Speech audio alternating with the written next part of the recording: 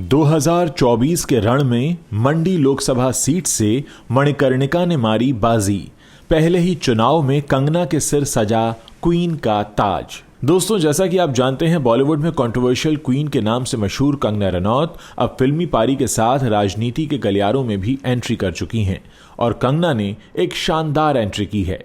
Entry ऐसी कि उन्होंने ओपनिंग में ही जीत का स्वाद चख लिया है और चुनावी मैदान भी मार लिया है। हिमाचल की बेटी कंगना रनौत ने बीजेपी उम्मीदवार के तौर पर मंडी लोकसभा सीट पर भारी मतों से जीत दर्ज की और अब सांसद बन गई हैं। लेकिन एक छोटे से शहर से होकर पहले ग्लैमर इंडस्ट्री और अब राजनीति में परचम लहराने वाली कंगना के लिए ये सब इतना आसान नहीं रहा। इसके लिए कंगना को कई तरह के संघर्ष, आलोचनाएं और विरोध भी झेलना पड़ा। साथ ही कंगना ने खुद भी कई बार अपने पांव पर कुल्हाड़ी मारी, जिसकी वजह से उनकी जिंदगी काफी उतार चढ़ाव से भरी रही। कंगना की जिंदगी हमेशा से विवादों के बीच रही है। कभी बॉलीवुड में नेपोटिज्म का मुद्दा रहा तो कभी उनके अफेयर्स की खबरें।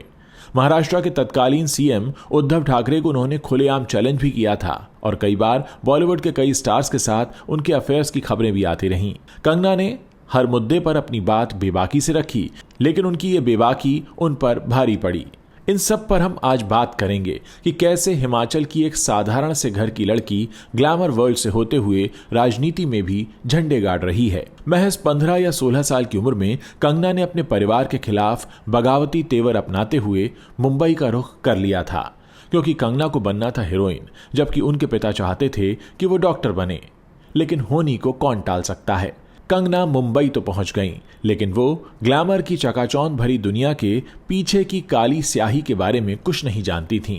मुंबई में स्ट्रगल के दौरान कंगना की मुलाकात साल 2004 में बॉलीवुड के जाने माने एक्टर आदित्य पंचोली से हो गई।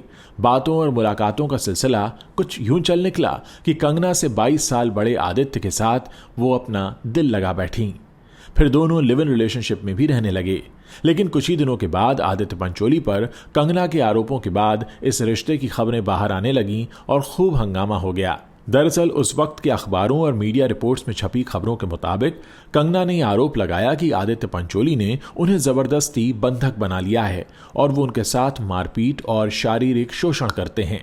हालांकि इस हालत में सब कुछ जानने के बाद भी आदित्य की वाइफ जरीना वहाब ने अपने पति आदित्य का ही साथ दिया, जबकि एक इंटरव्यू के दौरान कंगना ने कहा था कि मैं और आदित्य पति पत्नी की तरह ही रिलेशनशिप में थे। हम अपने यारी रोड पर एक घर भी प्लान कर रहे थे। कंगना ने बताया था कि वो जो फोन इस्तेमाल कर रही थीं वो भी आदित्य पंचोली का ही था। फिर कंगना ने आदित्य पर मारपीट और गाली गलौज करने के आरोप लगाए। बाद में आदित्य ने कंगना के खिलाफ गलत आरोप लगाने के लिए लीगल एक्शन भी लिया था। इस घटना के बारे में जिक्र करते हुए कंगना ने एक इंटरव्यू में खुलासा किया था कि जब वो मुंबई आईं तो उनके पास रहने के लिए घर नहीं था और उन्हें फुटपाथ पर सोना पड़ा था। उन्होंने ये भी कहा कि मैंने बसेस, टैक्सीज और ट्रेन्स में भी ट्रैवल किया और इसके अलावा मुझे कई बार पैदल भी चलना पड़ता था। इस बात को खुद आदित्य पंचोली ने भी एक इंटरव्यू के दौरान कबूल किया था। उस वक्त उन्होंने कहा था कि कंगना के पास एक भी पैसा नहीं था जब मैं उससे मिला था। मैंने पहली बार उसे सड़क पर देखा था। वो नर्वस ब्रेकडाउन की स्थिति में थी और वो साल 2004 का था, महीना जून का। वो आशा चंद्रा एक्टिंग स्कूल के सामने एक लड़के के साथ बाइक पर बैठी थी। फिर वो मेरे पास आई और उसने मुझे हाय बोला। जब उसने मुझे अपना नाम कंगना बताया तब मुझे याद आया कि मेरे एक दोस्त ने उसकी मदद करने को कहा था। इसके बाद वो मुझसे मिलने के लिए लगातार फोन करने लगी। बाद में मुझे उससे प्यार होने लगा। फिर मैं और कंगना एक दोस्त के यहाँ पति पत्नी की तरह रहने लगे। हम दोनों एक घर भी बनाने के बारे में सोच रहे थे और वो जो फोन इस्तेमाल कर रही थी वो भी मैंने ही उसे दिया था। फिर एक दिन उसने मुझे उस लड़के के बारे में बताया जो उसे तंग कर रहा था। मैंने उससे फोन का बिल मांगा तो मेरा सिर चकरा गया, क्योंकि वो उस लड़के से महीने में 5000 मिनट तक बात करती थी। मुझे समझ ही नहीं आया कि वो उस लड़के से इतनी बातें क्यों करती थी, जबकि वो उसे तंग करता था। उस वक्त मुझे सबक मिल गया था। एक तरफ तो आदित्य कंगना पर आरोप लगाते रहे तो उधर कंगना भी आदित्य के खिलाफ बोलने लग गई थी। एक इंटरव्यू में कंगना ने कहा था कि महज 17 साल की उम्र में मेरे पिता की उम्र के एक व्यक्ति द्वारा शारीरिक रूप से मुझे प्रताड़ित किया गया था, जो बॉलीवुड से था, और ये मेरे लिए बहुत कठिन और कठोर समय था। मेरे साथ शारीरिक दुर्व्यवहार किया गया। मुझे डिटेल में जाने की जरूरत नहीं है। मुझे फंसा हुआ महसूस हुआ और उस वक्त मैं जाल में फंस चुकी थी। इसीलिए मुझे लोगों के खिलाफ शिकायतें दर्ज करवानी पड़ी। इस बवाल के बाद कंगना और आदित्य हमेशा के लिए एक दूसरे से अलग हो गए, लेकिन कंगना के लिए तब तक बॉलीवुड के दरवाजे नहीं खुले थे। इस बीच कंगना को पता चला कि महेश भट्ट के प्रोडक्शन हाउस के बैनर तले एक फिल्म बन रही है, तो उन्होंने झट से इस फिल्म में काम करने के लिए ऑडिशन दे दिया। लेकिन उन्हें जो रोल मिला वो काफी छोटा था, साथ ही उनकी एज भी रोल के हिसाब से मैच नहीं कर रही थी, इसीलिए उनकी कास्टिंग फिल्म में हो नहीं पा रही थी। लेकिन कंगना अपना मुकद्दर तो उसी वक्त लिख चुकी थी जब वो अपने घर से बाहर निकली थी। जब महेश भट्ट के प्रोडक्शन हाउस में कंगना से बात नहीं बनी तो वो बहुत निराश हो गईं। इसके बाद इस रोल के लिए फिल्म के डायरेक्टर अनुराग बसु ने बंगाली एक्ट्रेस चित्रांगदा सिंह को कास्ट करने के लिए प्रेफरेंस दी। उन्होंने इसके लिए चित्रांगदा को कॉल लगाया, लेकिन चित्रांगदा कॉल उठा नहीं रही थी, उनका फोन स्विच ऑफ था। कई बार ट्राई किए जाने के बाद भी अनुराग का संपर्क चित्रांगदा से हो नहीं पाया और इस तरह से कंगना को मिली उनकी डेब्यू फिल्म गैंगस्टर, जो कि हिट साबित हुई। उस वक्त कंगना को एक बड़ा ब्रेक मिल चुका था। फिर साल 2008 में आई फिल्म फैशन से उनकी पॉपुलैरिटी और बढ़ने लगी और फिर तो कहने ही क्या, क्वीन, तनु वेट्स मनु रिटर्न्स, रानी लक्ष्मीबाई और रिवॉल्वर रानी जैसी फिल्मों से कंगना लोगों को इंप्रेस करने में कामयाब रहीं। लेकिन इस बीच उनकी निजी जिंदगी में भी कई उतार चढ़ाव आते रहे, जिसकी वजह से वो कंट्रोवर्सी क्वीन भी कहलाने लगीं। पहली कंट्रोवर्सी तो ये रही कि साल 2009 में फिल्म राज द मिस्ट्री के दौरान कंगना मशहूर टीवी होस्ट और एक्टर शेखर सुमन के बेटे अध्ययन सुमन के साथ रिलेशनशिप में आईं, लेकिन कुछ ही दिनों बाद दोनों का शॉकिंग ब्रेकअप हो गया, जब अध्ययन ने एक इंटरव्यू के दौरान कंगना पर आरोप लगाते हुए ये कहा कि कंगना ने उनके साथ भावनात्मक और शारीरिक शोषण किया है। उन्होंने कहा था कि कंगना ने उनके ऊपर काला जादू कर दिया था, जिसके बाद अध्ययन के पापा शेखर सुमन ने भी यही बताया कि ब्रेकअप के बाद अध्ययन को संभलने में काफी वक्त लगा। हालांकि अब वो ठीक हैं और अपने करियर पर फोकस कर रहे हैं। इस मामले पर भी काफी हंगामा हुआ था, लेकिन कंगना अध्ययन का साथ छोड़कर अपने करियर पर फोकस करती रहीं और इस दौरान उनकी एक के बाद एक हिट फिल्में आती रहीं। Once upon a time in Mumbai, Tanu weds Manu, Dhamaal, Rascals और ऐसी ही कई और फिल्में कंगना का करियर बनाने में मदद करती रहीं। इस बीच कंगना एक बार फिर विवादों में उस वक्त आईं जब उनका अफेयर बॉलीवुड के ग्रीक गॉड कहलाने वाले ऋतिक रोशन के साथ चलने लगा। दरअसल साल 2013-14 के दौरान कंगना ऋतिक के साथ फिल्म कृष 3 की शूटिंग कर रही थीं। उसी दौरान ऋतिक और उनकी पत्नी सुजैन के साथ रिश्ते ठीक नहीं चल रहे थे। साल 2014 में दोनों का तलाक भी हो गया, जिसके बाद ऋतिक और कंगना के बीच नजदीकियां बढ़ने लगीं। लेकिन साल 2016 आते आते दोनों स्टार्स के रिश्तों में भी खटास आई, और खटास क्या आई बल्कि काफी बवाल मच गया जब कंगना ने ऋतिक के साथ अपने ब्रेकअप पर खुलेआम खुलासा किया और उन्हें अपना सिली एक्स बता दिया। कंगना ने तब ऋतिक पर कई तरह के आरोप लगाए थे। कंगना ने दावा किया था कि ऋतिक ने उनसे शादी करने का वादा किया था और शादी की बात कहकर ऋतिक ने उन्हें धोखे में रखा और फिर रिश्ता ही तोड़ लिया।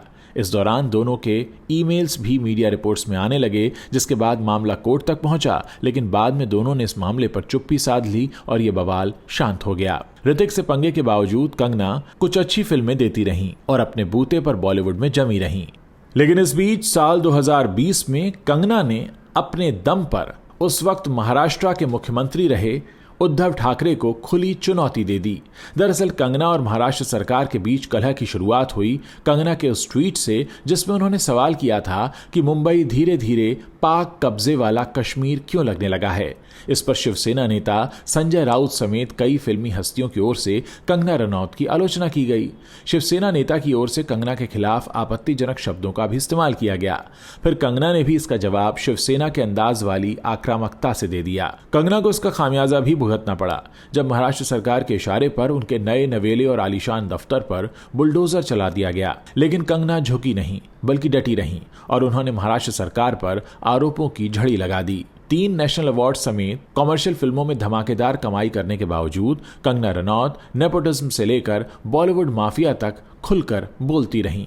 वो वक्त कोरोना के लॉकडाउन का था, सभी लोग अपने घरों में थे और कंगना के ये बयान सुर्खियां पा रहे थे। शिवसेना को खुलेआम चुनौती देने के बाद कंगना बतौर एक्ट्रेस अपने फिल्मी करियर को इंपॉर्टेंस देना कम कर चुकी थीं। उन्हें लगने लगा था कि अगर वो सुर्खियां बटोर रही हैं तो फिर उनकी सारी फिल्में चलेंगी, और शायद यही वो गलत साबित हुईं।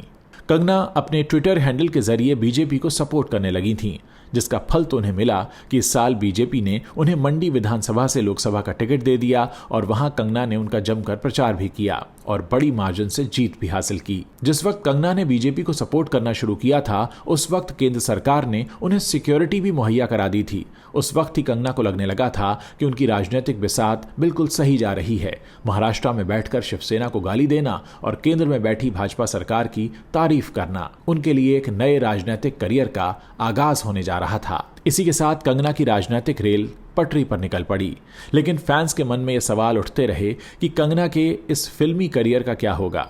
वैसे जानकार बताते हैं कि अब कंगना फिल्मों के बजाय पॉलिटिक्स पर ही फोकस करेंगी, क्योंकि बॉक्स ऑफिस पर मणिकर्णिका के बाद कंगना की पंगा, थलाईवी, धाकड़, चंद्रमुखी और तेजस जैसी फिल्में आईं जो बुरी तरह फ्लॉप रहीं। यानी कहीं ना कहीं कंगना को अब इस बात का एहसास हो चला था कि उनके गोल्डन एक्टिंग करियर का अंत अब नज़दीक है और ऐसे में बढ़ती उम्र के साथ राजनीति की ओर बढ़ जाना ही उनके लिए बेहतर रहेगा। कुछ महीनों पहले आई उनकी फिल्म तेजस के बारे में अगर बात करें तो आप समझ जाएंगे कि वो फिल्म किसी भी तरीके से दर्शकों को थिएटर तक खींचने में नाकाम रही। उसके बाद कंगना ने उसकी स्पेशल स्क्रीनिंग रखवाई। यूपी के सीएम योगी आदित्यनाथ को भी उन्होंने फिल्म दिखाई, लेकिन कुछ भी काम नहीं आया। उनकी कोई भी तिकड़म तेजस को सफल नहीं बना सकी और ये फिल्म औंधे मुंह बॉक्स ऑफिस पर गिर पड़ी। कई थिएटर्स में तो इसे तीसरे दिन उतारने तक की नौबत आ गई। अब उनकी एक और फिल्म है जो रिलीज के लिए अटकी पड़ी है।